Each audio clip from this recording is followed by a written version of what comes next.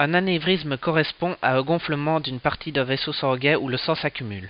Comme un ballon trop gonflé, l'anévrisme peut se rompre, entraînant une hémorragie. La plupart des anévrismes se produisent au niveau d'artères. Une artère est constituée de 3 couches. La première, l'intima, est la couche la plus profonde en contact avec le sang.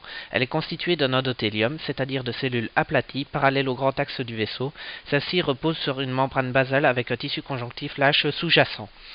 La deuxième couche est la média. Cette couche est composée principalement de fibres musculaires lisses disposées de façon circulaire par rapport au vaisseau. La média vise à maintenir voire réduire le calibre du vaisseau. La média est séparée de l'intima par des fibres élastiques que l'on appelle une limitante élastique et interne. La troisième couche, la plus externe, est l'adventice. Elle est séparée par la média par une limitante élastique externe. L'adventice correspond à du tissu conjonctif dense renfermant des petits nerfs et des vaisseaux servant à irriguer les grosses artères.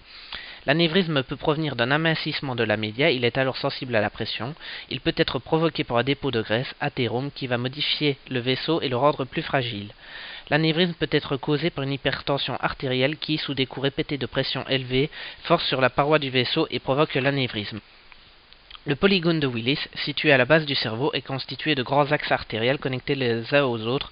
On parle d'un réseau anastomotique. Celui-ci assure l'irrigation du cerveau. On distingue, en postérieur, les artères vertébrales qui se rejoignent pour former le tronc basilaire qui donne naissance aux 2 artères cérébrales postérieures. En antérieur, les carotides internes qui ne se rejoignent pas directement mais sont en communication via l'artère communicante antérieure. Les carotides internes donnent naissance aux artères cérébrales antérieures. Ces dernières sont en communication directe avec les artères cérébrales moyennes.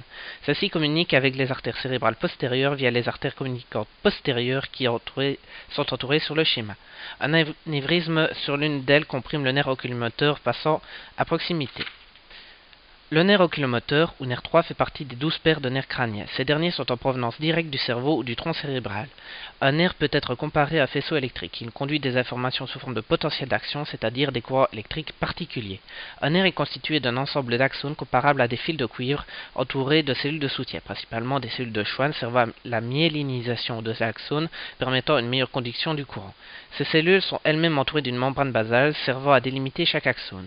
Cette membrane participe à la formation de l'endonerve qui correspond à du tissu conjonctif lâche comparable à la gaine en plastique ou en caoutchouc entourant les fils de cuivre. Plusieurs axones sont entourés de la périnève correspondant à un câble électrique. L'ensemble des axones est entouré de l'épinèvre, la gaine du nerf. Le nerf 3 émerge dans le sillon interpédonculaire en passant entre l'artère cérébrale postérieure et l'artère cérébelleuse supérieure. Il chemine latéralement à l'artère communicante postérieure et se termine au niveau de la fissure orbitaire supérieure. L'oculomoteur est constitué principalement de 2 types de fibres. Il est dit mixte. Il y a les fibres motrices situées au centre du nerf. Elles servent à innerver les muscles extrinsèques de l'œil.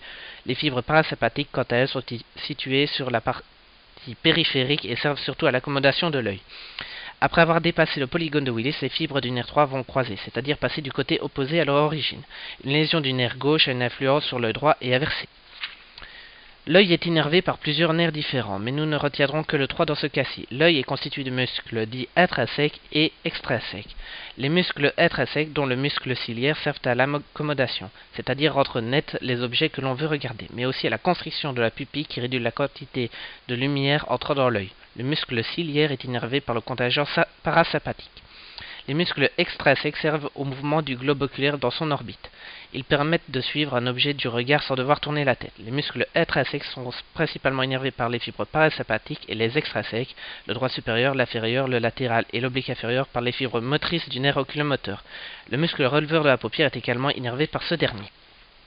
Nous pouvons séparer les symptômes en 2 catégories selon leur ordre d'apparition. Attention, ces règles n'est pas générale et certains symptômes ne sont pas toujours présents. Les premiers, pupille dilatée ou mydriase, douleur au niveau de l'œil et absence de réflexe d'accommodation sont les symptômes liés au contingent parasympathique du nerf 3 étant donné que celui-ci est le premier à être comprimé par l'anévrisme.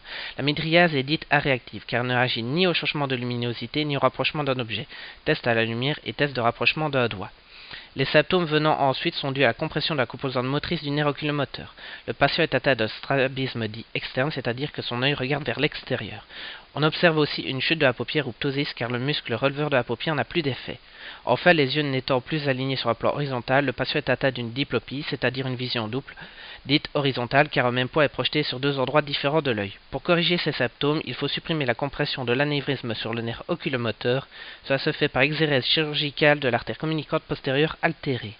Cette opération n'affecte pas la vascularisation cérébrale via le polygone de Willis, car les autres vaisseaux assurent la vie carieuse du cerveau.